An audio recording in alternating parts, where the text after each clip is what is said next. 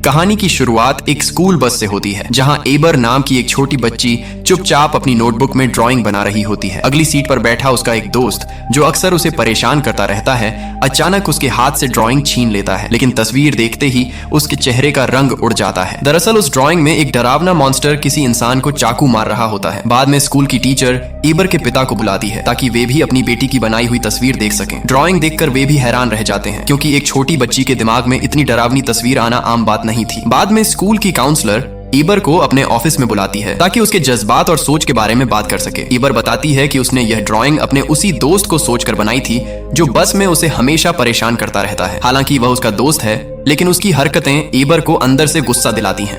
यह सुनकर काउंसलर उसे समझाती है कि इंसान के दिल में इस तरह के डार्क ख्याल आना कोई असामान्य बात नहीं है और उन्हें ड्राइंग या आर्ट के जरिए बाहर निकालना बेहतर होता है, बजाय इसके कि इंसान सच में कुछ गलत कर बैठे। बात खत्म होने के बाद एबर वहां से चली जाती है, मगर अपनी अजीब सी नोटबुक वहीं भूल जाती है।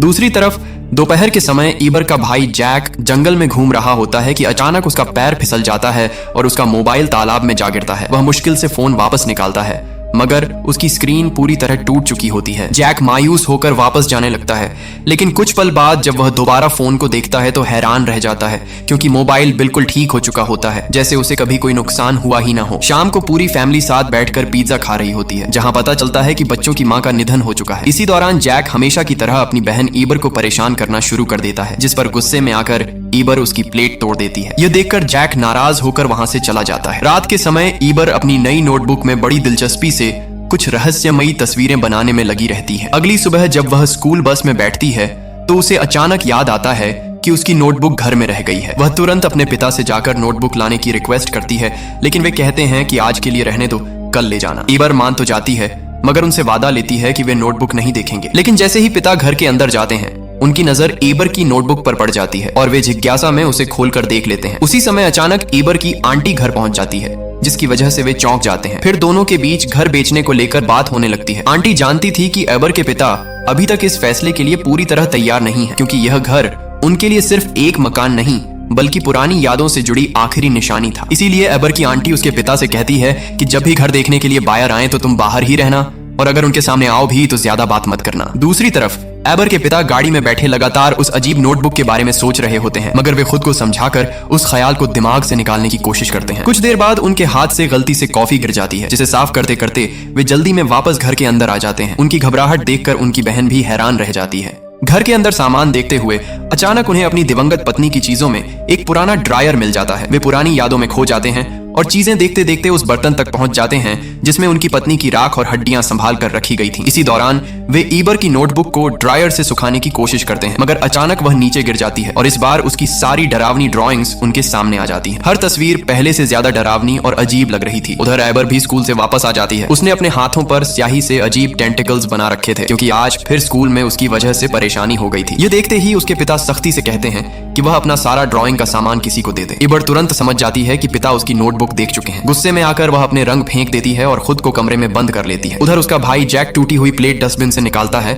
और उसे लेकर दोबारा जंगल की तरफ चला जाता है। कुछ देर बाद एबर के पिता उसके कमरे में जाते हैं तो देखते हैं कि उसने दीवारों पर अजीब कीड़े मकोड़ों जैसी मखलूक बना रखी है। एबर के मुताबिक ये मखलूक लोगों का सामान चुरा लेती है, जैसे मोबाइल फोन, कॉफी मग, यहाँ तक कि इंसान के शरीर के हिस्से भी। बाद में जब एबर के पिता उसे घर से बाहर ले जाते हैं क्योंकि अंदर बायर मौजूद होते हैं, तो वे उससे कहते हैं कि तुम पहले बहुत खूबसूरत तस्वीरें बनाया करती थी। इस पर एबर उदास आवाज में जवाब देती है, लेकिन आप हमेशा उन्हें फेंक देते थे। ये सुनकर उसके पिता तुरंत घर के अंदर जाते हैं और एक डिब्बा लेकर आते हैं जिसमें एबर की बचपन की सारी पुरानी ड्राइंग संभाल कर रखी हुई होती हैं। यह देखकर एबर थोड़ी शांत हो जाती है और फिर अपनी नई डरावनी ड्राइंग उन्हें दिखाती है। तस्वीर काफी अजीब और डरावनी थी, मगर पिता उसकी पुरानी खूबसूरत तस्वीरों में से एक निकालकर नई नोटबुक में चिपका देते हैं और समझाते हैं कि अच्छी चीजों को हमेशा बुरी चीजों के साथ रखना चाहिए ताकि संतुलन बना रहे। लेकिन एबर फिर भी तस्वीर को और ज्यादा डरावना बना देती है और उसमें एक बहुत बड़ा नीला मॉन्स्टर बना देती है। वह बताती है कि उसने इस तरह की कई और मखलूक भी बनाई हैं जिन्हें वह आइडल्स कहती है। उधर जैक भी वापस घर आ जाता है और हैरानी की बात यह थी कि जो टूटी हुई प्लेट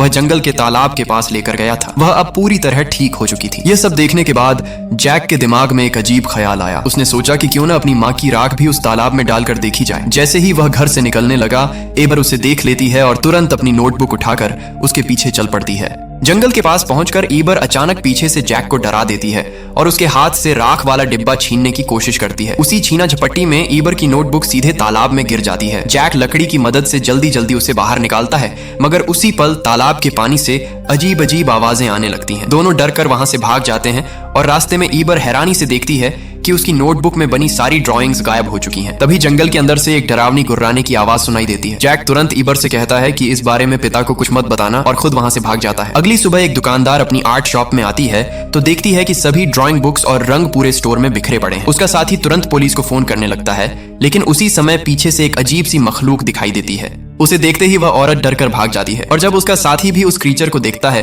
तो वह भी डर के मारे दौड़ पड़ता है। असल में वह ईबर की ड्राइंग से जिंदा हुआ एक क्रीचर था जो टेबल पर पड़ी एक हुडी उठाकर खुद पहन लेता है। दूसरी तरफ सुबह ईबर के पिता जैक को जगाने जाते हैं, मगर वह पहले से जागा हुआ होता है और काफी परेशान दिखाई दे रहा होता है। तभी उन्हें पता चलता है कि ईबर पूरी रात अलमारी के अंदर सोई रही। ईबर डरते हुए बताती है कि सारी रात कोई खिड़की पर टेप करता रहा था। जब पिता खिड़की चेक करते हैं तो शीशे पर जगह जगह पीले रंग के अजीब निशान लगे होते हैं। वे यह सोचकर नजरअंदाज कर देते हैं कि शायद किसी पक्षी ने ऐसा किया होगा। बाद में जैक एबर से कहता है कि वह उसे सब कुछ सच सच बताएगा, मगर शर्त यह है कि वह चुप रहे। बदकिस्मती से उनकी यह बात पिता भी सुन लेते हैं। जब स्कूल बस आती है तो पिता जैक को रोककर प्यार से कहते हैं कि अगर कोई बात उसे परेशान कर रही है तो वह उन्हें बता सकता है। तब जैक आखिरकार तालाब का राज बता देता है। वह कहता है कि उस तालाब में जो भी चीज जाती है वह जिंदा हो जाती है। एबर की स्केचबुक भी उसमें गिर गई थी, इसीलिए उसकी सारी ड्राइंग्स, मॉन्स्टर्स और अजीब मखलूक अब सच बन चुकी हैं। लेकिन पिता उसकी बात पर यकीन नहीं करते। यहाँ तक कि जब जैक टूटी हुई प्लेट वाली बात भी बताता है तब भी वे उसे सिर्फ बच्चों की कहानी समझते हैं और बस में जाने को कह देते हैं। बाद में जब पिता खिड़की साफ कर रहे होते हैं तो जंगल से अजीब आवाजें सुनाई देती हैं। वे घर के अंदर आते हैं तो देखते हैं कि उनका कॉफी मग गायब हो चुका है। इसी दौरान उनकी बहन घर साफ करते हुए महसूस करती है कि उन्होंने जानबूझकर अपनी दिवंगत पत्नी की सारी तस्वीरें दीवार से हटा दी हैं। फिर जब पिता बाहर सामान रखने जाते हैं तो हैरान रह जाते हैं क्योंकि टूटी हुई प्लेट अब बिल्कुल सही हालत में मौजूद थी। उधर स्कूल बस में ईबर लगातार अपने भाई से जंगल में सुनाई देने वाली गुर्राहट के बारे में पूछती रहती है, जबकि उनका एक दोस्त छिपकर उनकी बातें सुन रहा होता है। ये उड़ने वाली मखलूक दरअसल वही रंग थे जो ड्राइंग्स को रंगीन बनाने के लिए इस्तेमाल होते थे। अभी सभी बच्चे हैरानी से उन्हें देख ही रहे थे कि अचानक सड़क के किनारे से एक डरावनी गुर्राने की आवाज सुनाई दी। अगले ही पल बस के पास पहले एक नीला पैर दिखाई दिया, फिर दूसरा, और धीरे धीरे एबर की बनाई हुई वही लंबी नीली मखलूक सामने आ गई। उसकी शक्ल बेहद डरावनी थी और वह अजीब आवाजें निकाल रही थी। यह मंजर देखते ही बस ड्राइवर घबरा गया और उसने तुरंत बस की रफ्तार तेज कर दी, मगर वह मॉन्स्टर लगातार उनका पीछा करता रहा। डर और घबराहट में बस बेकाबू होकर एक खराब गाड़ी से टकरा गई और पास के खेतों में जा घुसी। खुशकिस्मती से सभी बच्चे सुरक्षित थे, लेकिन उन्हें लगा कि ड्राइवर शायद मर चुका है। तभी वह खतरनाक नीला मॉन्स्टर बस के पीछे आ पहुंचा। सभी बच्चे डर के मारे सीटों के नीचे छिप गए। इसी दौरान ईबर ने जैक से कहा कि बस के हॉर्न की आवाज ने उस मखलूक को जगा दिया था और अब उसे दोबारा सुलाना होगा। ईबर के मुताबिक सिर्फ म्यूजिक ही उसे सुला सकता था। जैक तुरंत ड्राइवर का फोन लेने की कोशिश करता है ताकि उसमें म्यूजिक चला सके, मगर उसी पल मॉन्स्टर बस तोड़कर अंदर घुस आता है और जैक को पकड़कर बाहर खींचने लगता है। लेकिन अचानक वह मखलूक लड़खड़ाई और जमीन पर गिरकर सो गई क्योंकि एक बच्चे ने अपने आईपैड पर म्यूजिक चला दिया था। मौका मिलते ही सभी बच्चे बस से निकलकर भागने लगे। जैक भी जैसे ही बाहर निकलने लगा म्यूजिक बंद हो गया और अगला गाना बहुत धीमी आवाज में शुरू हुआ। यही वजह थी कि मॉन्स्टर दोबारा जाग उठा और सभी बच्चों के पीछे दौड़ने लगा। उधर ईबर के पिता की गाड़ी के रेडियो पर स्कूल की तरफ से कुछ सिग्नल्स आ रहे थे, मगर आवाज साफ नहीं थी। असल में वह संदेश इन्हीं मखलूक के बारे में था। यह महसूस करते ही वे तुरंत घर के अंदर गए और अपना फोन ढूंढने लगे। घर के फर्श पर उन्हें रंग बिखरे हुए मिले जो सीधे अलमारी तक जा रहे थे। जब उन्होंने अलमारी खोली तो अंदर उन्हें अपना फोन और कॉफी मग मिला, मगर मग के पीछे एक अजीब सी गेंद चिपकी हुई थी। असल में वह भी एक जिंदा क्रीचर था जो अचानक उन पर छलांग लगा देता है। पिता बड़ी मुश्किल से उसे खुद से दूर फेंकते हैं और एक प्लेट मारकर उस मखलूक को खत्म कर देते हैं। दूसरी तरफ 4 बच्चे जंगल से भागते हुए निकल रहे थे, लेकिन एबर अचानक रुक जाती है क्योंकि उसे याद आता है कि वे अपने उस दोस्त को अकेला छोड़ आए हैं जो उसे हमेशा परेशान करता था। ईबर जानती थी कि उसने अपनी ड्राइंग्स में खास तौर पर ऐसे मॉन्स्टर्स बनाए थे जो उस लड़के पर हमला करेंगे। जंगल के अंदर उस लड़के का सामना एक अजीब हरे और पीले रंग के क्रीचर से होता है। वह उसे भगाने की कोशिश करता है, मगर वह मखलूक अपने सिर से लंबे लंबे चमकते हुए सींग निकालने लगती है और डरावनी आवाजें पैदा करती है। उसी समय पीछे से एक बहुत बड़ा मॉन्स्टर निकलकर उसके सामने आ जाता है। वह अपना विशाल मुंह खोलकर लड़के पर हमला करता है, मगर हैरानी की बात यह थी कि उसका वार खाली चला जाता है। तब उस लड़के को एहसास होता है कि शायद यह मॉन्स्टर अंधा है और सिर्फ आवाजों के जरिए शिकार करता है। मॉन्स्टर एक बार फिर उठ खड़ा हुआ और इस बार उसने अपना निशाना बिल्कुल सही कर लिया था। अब उसका अगला हमला सीधे लड़के पर होने वाला था, मगर ठीक समय पर जैक और एबर वहां पहुंच गए और उसे बचा लिया। वह चमकता हुआ अजीब क्रीचर अब भी वहीं मौजूद था और लगातार रहस्यमयी हरकतें कर रहा था। जैक तुरंत उसे पकड़कर तालाब में धो देता है, जिससे वह मखलूक पूरी तरह खत्म हो जाती है। हैरानी की बात यह थी कि जैसे ही वह छोटा क्रीचर खत्म हुआ, वह बड़ा नीला मॉन्स्टर भी खामोशी से वहां से चला गया, क्योंकि एबर ने अपनी ड्राइंग में दोनों मखलूक को एक दूसरे से जुड़ा हुआ बनाया था। अगर एक खत्म हो जाता तो दूसरा भी बेअसर हो जाता था। इसी दौरान ईबर के पिता और उनकी बहन उस जगह पहुंच जाते हैं जहां बस का हादसा हुआ था। वहां जाकर उन्हें पता चलता है कि बाकी सभी बच्चे और ड्राइवर सुरक्षित हैं, मगर जैक, ईबर और उसका दोस्त गायब हैं। दोनों यह सोचकर घर की तरफ रवाना हो जाते हैं कि शायद बच्चे वहां पहुंच चुके होंगे। दूसरी तरफ हुडी पहना वह रहस्यमयी क्रीचर भी तालाब तक पहुंच जाता है। उसके पास ड्राइंग का पूरा सामान मौजूद था और अब वह खुद बैठकर स्केचिंग शुरू कर देता है, जैसे वह भी नई मखलूक बनाना चाहता हो। रास्ते में एबर के पिता अपनी बहन को इन मखलूक यानी आइडल्स के बारे में बताते हैं, जैसा एबर ने उन्हें समझाया था। जाहिर है उनकी बहन के लिए इस सब पर यकीन करना बहुत मुश्किल था। तभी अचानक एक बिल्ली उनकी गाड़ी के सामने आ जाती है, जिसकी वजह से गाड़ी रोकनी पड़ती है। जब वे नीचे उतरकर देखते हैं तो सड़क पर रंग बिखरे हुए होते हैं। फिर उन्हें गाड़ी के ऊपर एक अजीब बिल्ली बैठी दिखाई देती है, जो बिल्कुल वैसी ही लग रही थी जैसी ईबर ने अपनी ड्राइंग में बनाई थी। ईबर की आंटी उसे सामान्य बिल्ली समझकर प्यार करने के लिए हाथ बढ़ाती है, मगर अचानक वह बिल्ली अपनी असली डरावनी शक्ल में आ जाती है। उसके शरीर से रंग बिरंगे बड़े बड़े पंख निकल आते हैं और वह दोनों पर अजीब रंग फेंक देती है। फिर खामोशी से एक तरफ जाकर बैठ जाती है और अगले ही पल पूरी गाड़ी को जोर से दूर फेंक देती है। फिर जंगल की तरफ गायब हो जाती है। उधर बच्चे फैसला करते हैं कि अगर उन्हें इन मॉन्स्टर्स का मुकाबला करना है तो उन्हें खुद एक हथियार बनाना होगा। इसीलिए वे रंग निकालकर ड्राइंग के जरिए एक अजीब सा हथियार तैयार करते हैं। दूसरी तरफ घर लौटते समय ईबर के पिता और उनकी बहन के बीच बहस शुरू हो जाती है। आंटी गुस्से में कहती है कि वे बच्चों की मां की यादों को मिटाने की कोशिश कर रहे हैं और शायद यही वजह है कि ईबर ऐसी डरावनी मखलूक बनाना शुरू कर चुकी है। उसी दौरान दोनों की नजर एक विशाल पक्षी पर पड़ती है जो बिजली के खंभे पर बैठा होता है। यह मंजर देखकर दोनों बुरी तरह घबरा जाते हैं और तुरंत घर की तरफ भागने लगते हैं। इधर ईबर का दोस्त उससे पूछता है कि वह उसे इतना नुकसान क्यों पहुंचाना चाहती थी। तब ईबर उसे वे सारे पल याद दिलाती है जब उसने उसे बार बार परेशान किया था। इसी दौरान जैक उस हथियार की ड्राइंग दोबारा पूरी कर लेता है और तीनों बच्चे मॉन्स्टर्स से लड़ने के लिए जरूरी चीजें इकट्ठा करने लगते हैं। लेकिन घर से निकलने से पहले ईबर कहती है कि उसे वॉशरूम जाना है। उसका दोस्त भी उसके पीछे चला जाता है क्योंकि उसे भी जरूरत थी। ईबर अपने कमरे के बाथरूम में जाकर दरवाजा लॉक कर लेती है, जबकि बाहर उसका दोस्त लगातार दरवाजा खटखटाता रहता है, जैसे उसे किसी आने वाले खतरे का एहसास हो चुका हो। तब जैक उस लड़के से कहता है कि वह दूसरे कमरे में चला जाए, लेकिन जैसे ही वह अंदर दाखिल होता है उसके होश उड़ जाते हैं क्योंकि पूरा कमरा आइडल्स से भरा हुआ था। ये छोटे खतरनाक क्रीचर्स मकड़ियों की तरह दीवारों और छत पर रेंग रहे थे। लड़का डर के मारे तुरंत चुपचाप दरवाजा बंद कर देता है, मगर जैक देख लेता है कि कुछ आइडल्स उसके शरीर से चिपक चुके हैं। वह तुरंत दौड़कर आता है और उसे दीवार और फर्श से टकराता है ताकि वे मखलूक उसके शरीर से अलग हो जाएं। उसी समय एबर बाथरूम से बाहर निकलती है, लेकिन अचानक एक आइडल छत से नीचे गिर पड़ता है। वह घबराकर पीछे हटती है और सीधे उसी कमरे में जा गिरती है जो इन डरावने क्रीचर्स से भरा हुआ था। अगले ही पल दर्जनों आइडल्स हर तरफ से उसकी तरफ बढ़ने लगते हैं। जैक तुरंत एक वाटर गन उठा लेता है, मगर एबर का दोस्त डर कर बाहर भाग जाता है। जैक जितने आइडल्स को मार सकता था मारता जाता है। दूसरी तरफ ईबर किसी तरह वापस बाथरूम तक पहुंच जाती है और टब का पानी खोल देती है, जिससे कई क्रीचर्स बहकर खत्म हो जाते हैं। लेकिन बाहर अब भी बहुत सारे आइडल्स दरवाजा तोड़कर अंदर आने की कोशिश कर रहे होते हैं। जैक सोचता है कि खिड़की तोड़कर बाहर निकलना ही एकमात्र रास्ता है। तभी अचानक ईबर का दोस्त वापस आ जाता है और पानी वाली पाइप उठाकर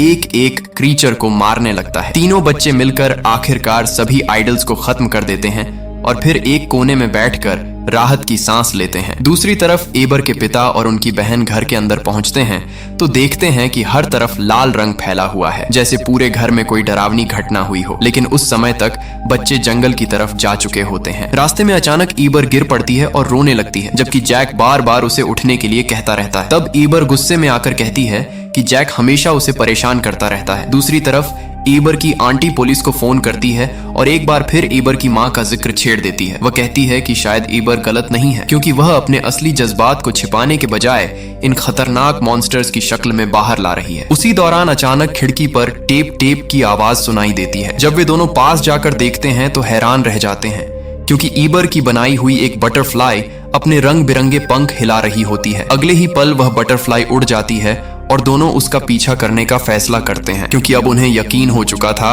कि ये सारी मखलूक सच में जिंदा हो चुकी हैं। जंगल के अंदर जैक को अपने घर का काफी सामान बिखरा हुआ दिखाई देता है, जिस पर रंग लगा हुआ था। उसे तुरंत समझ आ जाता है कि ये सारी चीजें उन्हीं आइडल्स ने चुराई थी। यही वह सामान था जो पिछले कई दिनों से घर से गायब हो रहा था। हैरानी की बात यह थी कि यह सब एक खूबसूरत और मासूम पेंटिंग के पास रखा हुआ था, वही पेंटिंग जो ईबर ने बचपन में बनाई थी। वहीं जैक को ईबर की कई पुरानी ड्राइंग्स भी मिलती हैं, जिनमें से वह एक तलवार वाली ड्राइंग उठा लेता है। कुछ आगे बढ़ने पर उसका सामना हुडी पहने उस खतरनाक मॉन्स्टर से होता है, जो तालाब के किनारे बैठा अब भी लगातार ड्राइंग बना रहा था। वह एक नया शैतानी क्रीचर बनाता है और उसका स्केच सीधे तालाब में फेंक देता है, जिसके बाद वह मखलूक जिंदा होने लगती है। यह देखकर जैक भी फैसला करता है कि वह अपनी तलवार वाली ड्राइंग पानी में फेंकेगा ताकि हथियार सच बन जाए। लेकिन जैसे ही वह ऐसा करने लगता है, हुडी वाला मॉन्स्टर उसके सामने आ जाता है। घबराहट में जैक स्केच गिरा देता है और वह क्रीचर तुरंत उस पन्ने को पकड़कर फाड़ देता है। इसी दौरान ईबर का दोस्त अपना बनाया हुआ फ्लेम थ्रोवर दिखाता है, जो आग फेंक सकता था। तीनों फैसला करते हैं कि पहले मॉन्स्टर को तालाब से दूर ले जाना होगा। ईबर का दोस्त उसका ध्यान भटकाने की कोशिश करता है, मगर जैसे ही वह हमला करने वाला होता है, अचानक कई और डरावनी मखलूक जिंदा होकर सामने आ जाती हैं। ये सब ईबर की ड्राइंग से बने हुए मॉन्स्टर्स थे। हालात इतने खतरनाक हो जाते हैं कि वह तुरंत वहां से भागकर एक टेंट के अंदर छिप जाता है। उधर जब बड़ा मॉन्स्टर ईबर और जैक पर हमला करता है तो जैक तुरंत फ्लेम थ्रोवर चला देता है, लेकिन उसी समय आइडल्स टेंट के अंदर घुसकर तबाही मचा देते हैं और बाकी मॉन्स्टर्स को भी सावधान कर देते हैं। गुस्से में आकर बड़ा मॉन्स्टर पूरे टेंट को उठाकर दूर फेंक देता है और एबर के दोस्त पर हमला करने ही वाला होता है कि ठीक उसी समय एबर के पिता और उनकी बहन वहां पहुंच जाते हैं। वे मिलकर उस क्रीचर को मार देते हैं और इस तरह एबर के दोस्त की जान बच जाती है। दूसरी तरफ जैक पूरी ताकत से मॉन्स्टर को रोकने की कोशिश कर रहा था, जबकि ईबर जल्दी जल्दी कुछ ऐसा ड्राइंग बनाने की कोशिश कर रही थी जो उन्हें बचा सके। लेकिन इस बार उसका पेन काम ही नहीं कर रहा था। इसी दौरान मॉन्स्टर जैक पर काबू पा लेता है और अपनी लंबी जीभ से उसका गला दबाने लगता है। तब ईबर तुरंत अपनी समझदारी इस्तेमाल करती है और अपने बनाए हुए टेंटिकल्स को जिंदा कर देती है, जो कुछ देर तक मॉन्स्टर से लड़ते रहते हैं, मगर वह खतरनाक मखलूक आखिरकार ईबर को भी पकड़ लेती है। उसी पल जैक अपनी तलवार को सच में बदल देता है और एक ही बार में मॉन्स्टर को 2 टुकड़ों में काटकर खत्म कर देता है। लेकिन खतरा अब भी खत्म नहीं हुआ था, क्योंकि हुडी वाला मॉन्स्टर अब भी जिंदा था। वह दोबारा उन सब पर हमला कर देता है। तब ईबर का दोस्त अपना चमकता हुआ हथियार चलाता है, जिसकी ताकतवर रोशनी उस मॉन्स्टर को उड़ा कर रख देती है। इसी दौरान ईबर के पिता भी बच्चों तक पहुंच जाते हैं। सब एक दूसरे की तरफ दौड़ते हैं, मगर अचानक आसमान से एक खतरनाक ड्रैगन जैसी मखलूक नीचे आती है और सीधे ईबर पर हमला कर देती है। जैसे ही वह खतरनाक ड्रैगन ईबर पर झपटता है, ईबर तुरंत अपने जिंदा टेंटिकल्स इस्तेमाल करती है और पलक झपकते ही उस ड्रैगन के टुकड़े टुकड़े कर देती है। खतरा टलते ही वह भागकर अपने पिता से लिपट जाती है। उसी पल उसकी सारी खूबसूरत और मासूम ड्राइंग्स तालाब के अंदर जा गिरती हैं। पानी में पहुंचते ही वे तस्वीरें हिलना शुरू हो जाती हैं और फिर एक एक करके जिंदा होने लगती हैं। जल्द ही पूरे शहर के लोग हैरानी से आसमान में उड़ती हुई खूबसूरत मखलूक और चमकते रंग देखने लगते हैं। ऐसा लग रहा था जैसे शहर पर पहली बार डर नहीं बल्कि उम्मीद छा गई हो। दूसरी तरफ जैक खामोशी से तालाब के सामने खड़ा था। उसके हाथ में अपनी माँ की राख वाला डिब्बा था और वह फैसला कर चुका था कि उसे भी तालाब में बहा देगा। लेकिन ठीक उसी समय उसके पिता उसे रोक लेते हैं। वे प्यार से जैक को समझाते हैं कि अपनी माँ को खोने का दुख वह काफी समय से अपने अंदर दबाए हुए है। असली बहादुरी यह नहीं कि इंसान अपने दर्द से भाग जाए, बल्कि यह है कि वह उस तकलीफ को महसूस करे और उसे सहना सीखे, क्योंकि यही दर्द इंसान को मजबूत बनाता है। लेकिन तब तक देर हो चुकी थी। जैक के हाथ से डिब्बा टूट जाता है और उसकी माँ की राख और हड्डियां तालाब के पानी में गिर जाती हैं। सब खामोश होकर इंतजार करते हैं कि शायद अब कोई अजीब चमत्कार होगा, मगर कुछ नहीं होता। न कोई मखलूक बनती है, न कोई जादू दिखाई देता है। तब उसके पिता जैक को गले लगाकर कहते हैं, सब ठीक है बेटा, परेशान मत हो, मैं तुम्हारे साथ हूँ, मैं तुम्हारा बाप भी हूँ और माँ भी। यह सुनकर जैक की आंखें नम हो जाती हैं। उसी समय एबर भी उन दोनों के पास आ जाती है और अपने टेंटिकल्स फैलाकर दोनों को अपने घेरे में ले लेती है, जैसे वह अपने परिवार को हमेशा सुरक्षित रखना चाहती हो। कुछ समय बाद हम देखते हैं कि उनकी जिंदगी फिर से सामान्य हो चुकी है। घर में सुकून लौट आया था और पूरा शहर भी धीरे धीरे सामान्य होने लगा था, जैसे वहां कभी कोई डरावनी घटना हुई ही ना हो। अब एबर अपनी ड्राइंग्स को सिर्फ डर या गुस्से के लिए नहीं, बल्कि खुशी और उम्मीद के लिए इस्तेमाल करने लगी थी। और इसी उम्मीद भरे अंत के साथ यह कहानी अपने अंजाम तक पहुंच जाती है।